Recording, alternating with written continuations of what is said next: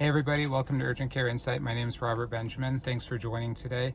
We're going to do a clinical philosophy video today, and it's going to be geared towards autopilot in urgent care medicine.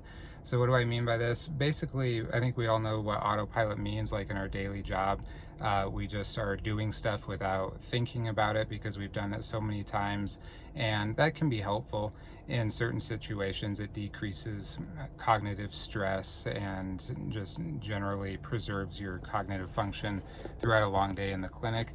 But there's definitely times for it, and there's times that we should be very aware of it. So I've heard this called system 1 or system 2 thinking, active versus passive thinking. The situation that I really want to address today is when we are looking at vital signs. So if your EHR is anything like mine, when I go to look at a vital sign set before I go see a patient, there's red text that will come up if there's any vital sign abnormalities. I think that this can be helpful because it triggers our brain to say, well, stop, slow down, look at this closer. But it can also lead to mistakes.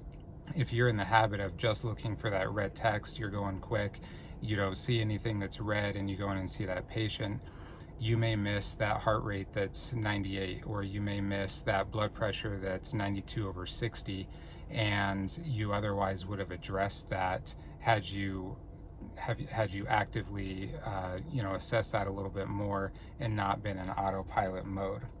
So I've done this many times throughout just my career, where I go see a patient and I come back and I'm writing my note, and I'll say in my when I'm dictating the note, vital signs are normal, and then I think, I'm like, is that true? Did I really actively look at that? So I'll go back and look, and I did look at it, and everything is generally okay. But I think when we're looking at those vital signs, we need to make sure to come out of autopilot mode, because there can be those subtleties and those vitals that are normal, but they're, that blood pressure was really soft for that 85-year-old lady that had a UTI, but it wasn't red, so we didn't catch it because we were in autopilot.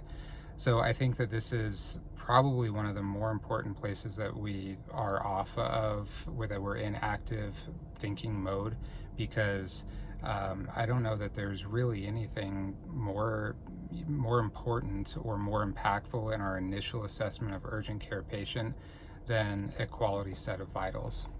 So guys, the message today is basically to make sure that you're off of autopilot, that you're actively engaged and cognitively thinking about those vital signs before you go in and see the patient. Digest it, make sure that you're comfortable with everything. If there's any abnormalities, make sure that you recheck it. And I think that your patients are going to be safer. I think that you are probably you may even save a life by doing this, because you're gonna catch some of these things. Guys, thanks for tuning into Urgent Care Insight. I hope you found this helpful. We're going to be doing a follow-up to this video, maybe even 2 additional videos on vital signs assessment. So stay tuned for those. God bless. Have a good day.